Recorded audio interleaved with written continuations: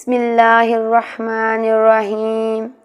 السلام علیکم ورحمۃ اللہ وبرکاتہ۔ ایک غلام اور مالک کا واقعہ۔ ایک غلام تھا، ایک دن وہ کام پر نہ گیا تو اس کے مالک نے سوچا کہ مجھے اس کی تنخواہ میں کچھ اضافہ کر دینا چاہیے تاکہ وہ دلجمی سے کام کرے اور آئندہ غائب نہ ہو۔ اگلے دن مالک نے اس کی تنخواہ سے زیادہ پیسے اسے دیے جو اس نے خاموشی سے رکھ دیے،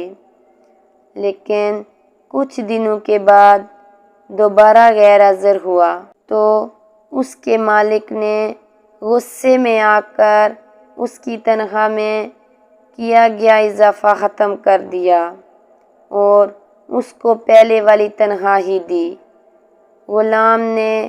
اب بھی خاموشی اختیار کی تو مالک نے کہا، جب میں نے اضافہ کیا تو تم خاموش رہے اور جب کمی کی تو پھر بھی تم خاموش ہو، کیوں؟ تب غلام نے کہا کہ جب میں پہلے دن غیر حاضر تھا تو اس کی وجہ میرے بچے کی پیدائش تھی اور آپ کی طرف سے تنخواہ میں اضافہ ہوا تو میں نے خیال کیا کہ میرے اللہ نے یہ رزق بھیجا ہے جو وہ اپنے ساتھ لے کر آیا ہے، اور جب دوسری مرتبہ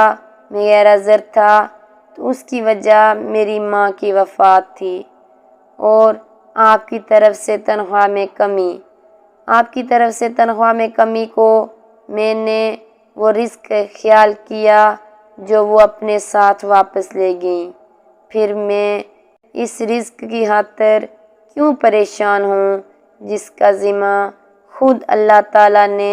اٹھایا ہوا ہے۔ بے شک اللہ تعالیٰ نے انسان سے رزق کا وعدہ کیا ہے کہ وہ اس کا رزق کبھی بھی بند نہیں کرے گا۔